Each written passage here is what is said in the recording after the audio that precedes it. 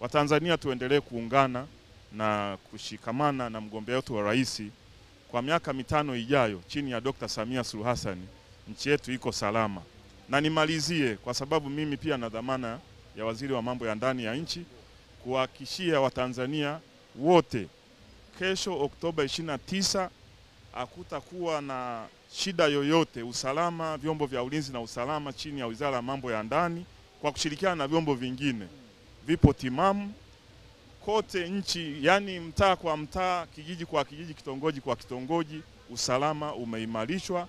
Kwa hiyo Watanzania kesho twende tukapige kura bila kuwa na wasiwasi wowote, na yeyote atakaye subutu kuvuruga amani kama nilivyosema atakutana na kisiki. Kwa hiyo niwaombe vijana wenzangu wa Tanzania, mikoa yote, wilaya zote, kesho tutoke tukatimize